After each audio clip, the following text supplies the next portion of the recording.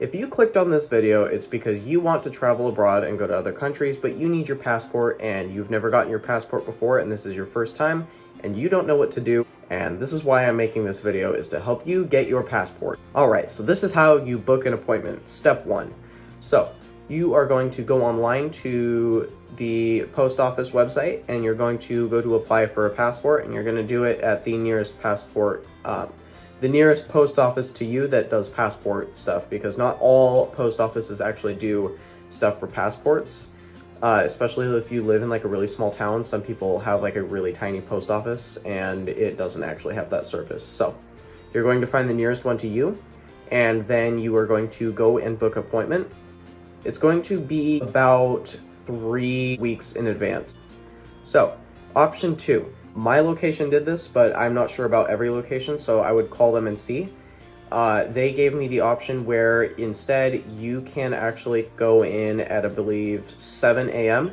and the first like 8 people in line, they will start their passport application that day, instead of you having to wait about 3 weeks for your appointment date to get your passport going if you are in a bit of a rush. And that's another way that you can do it. You can go in and do that. I would just call them and see if that is an option. You can either book an appointment or you can walk in and get it done on that same day, depending on if they offer that at your location like they did for me.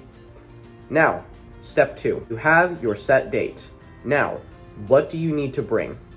You need to bring your driver's license, your social security, and your birth certificate. You can bring your actual physical original birth certificate if you want, or you can make a copy of it. I did not know that you can make copies of them. I thought that you would go to jail if you did that. So I brought my original birth certificate, and they do give it back to you. So it will come back in the mail in about 4 to 6 weeks. It comes after your passport does. I had no idea that you can actually make a photocopy of your birth certificate, so that's another thing that I learned that maybe you didn't know. If you are terrified of sending your actual birth certificate in the mail, that's what you can do, is you can make a photocopy of it and you can bring that instead. Those are the three things that you need to bring: your social security, your driver's license, and your birth certificate. You have to bring your driver's license. They make you take out your driver's license and they look at it. They need the driver's license number on it and a couple other details on there. And then after that, they're good to continue with looking at your next step, your DS-11 form. This is going to be the most stressful part of the application, in my opinion, because you cannot make any mistakes on it. It is 2 pages of you writing all kinds of your like personal information, driver's license number, city you live in, country you were born in, all that stuff. And you cannot have any mistakes, especially on the first page. The first page looks like this. You will see here that you need to fill out the top, and then the bottom section you need to fill out when you actually arrive there and they are processing your paperwork. So do not touch the bottom half of page 1 until you are sitting down with them and they're reviewing everything and they tell you to start filling out the bottom. You will also see in one spot that it requires a photo. Don't worry about that. This isn't the 1990s anymore. You don't need to go to CVS or something like that and pay $25 to get your photo taken there. They still technically do it there if you really want to, but you don't have to do that anymore. You can just go to the post office and they will take your picture right there, and they actually printed me 2 copies of it. You have your DS-11 form. This is how to fill it out.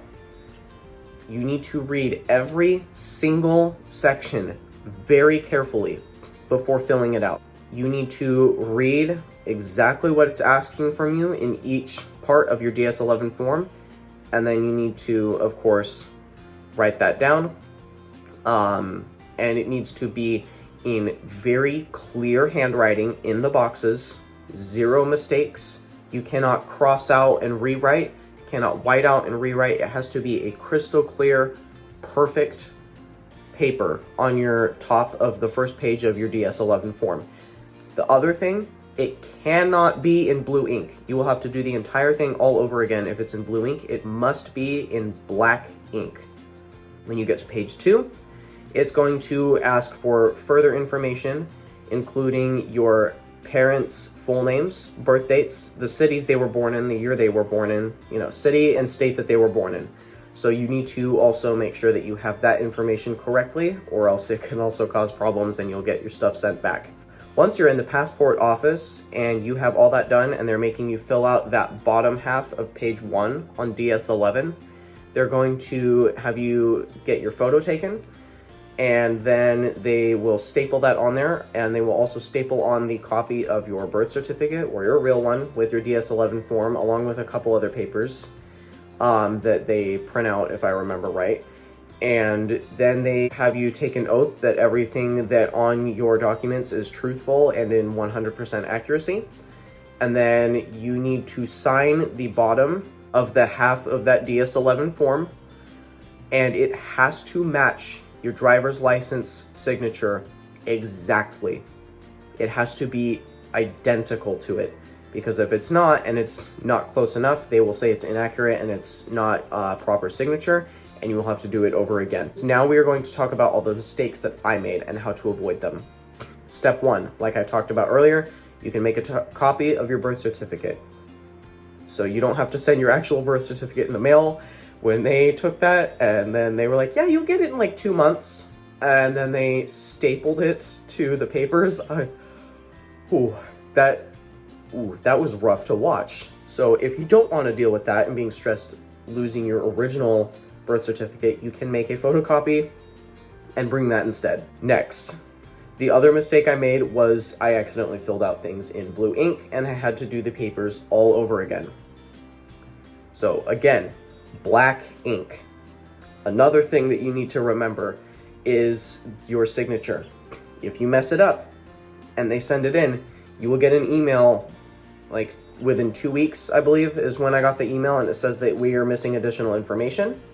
And they will mail you a paper saying what additional information they need from you, and then it will say on there what it is. If by chance you have other things, it will tell you on that piece of paper if you missed something, like somehow you forgot your driver's license or your social security and they also missed it at the post office, and that's what happened.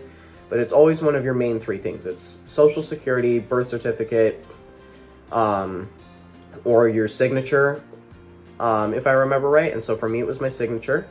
But if you filled it out and you did it with your signature correctly, but it still says that it messed up your signature, I've learned that's common. There's always something with passports and anything with the government with forms. So of course there's something. If by chance you signed it perfectly and they still said that it didn't happen, it's because someone at the office, when they do a security screening on it, I learned that they send it to a place, I believe in Virginia first. It's like this highly secure place. And they make sure that there's nothing like dangerous in there. It's not laced or anything like that. So if it's clean and they say that everything's good, they photocopy it and they send it to the next place, and then they go from there. They actually make your passport at that second location when they send it to your second location. But if they mess up with scanning, I've heard that sometimes the people working there will accidentally put in the papers askew and it cuts off the full signature. And so when they get it received on their end, they only see like part of your signature because it got photocopied in wrong and it's like cropped off. And then they will say that you didn't sign it correctly and you have to do it all over again. Lovely, of course, because it's not your fault, but they're going to make it yours. Welcome to the government.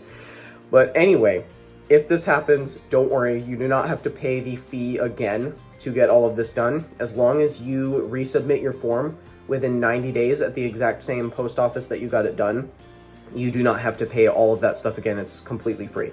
Just make sure that everything is clear. Make sure your signature's right. And if it's messed up, those are the 2 reasons why. Your birth certificate, all that, of course. And that is how you fix those problems. How much did it cost me to get my passport done?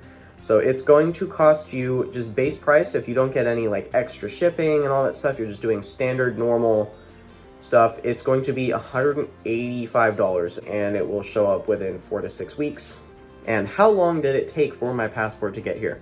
So given the fact I basically had to do it twice, if you're not counting when I technically submitted it in April, it would have been in mid-May that I resubmitted it. And so that took 3 weeks, which is surprisingly fast, but usually it takes 4 to 6 weeks. And then once you get your passport, it takes another, I believe they said 2 to 4 weeks until you get your birth certificate back and all the other information that you have on there. Now, if you mess up on a DS11 form, they will make you take it home with you, obviously, because it's like, you know, they can't use it, but it still has all these extremely critical things about your identity on it. Your social security, your place of birth, your parents' place of birth, all like that. You know, you don't want people seeing that stuff. So what you do when you take it home, you either shred it or burn it or both. So yeah, that's what it took for me to get my passport. That's what happened with it. And if you follow all of those steps, you should be able to have your passport within 6 weeks. So I hope this helps. I hope that y'all enjoyed the video, and come back later and see what else I post. Thank you for watching the video. If you liked it, make sure to leave a like, and if you want to follow along and see what else I do on this channel, make sure to subscribe. Especially now that I have my passport, I'll be able to start making international videos of me traveling places within a few months. My first intended destination will be in December, and I will give you more details on that in the future once I actually get things booked, and I will make videos on that too, on how to travel cheaply. Anyways, thank you so much for watching this video, and I will see you later. Bye!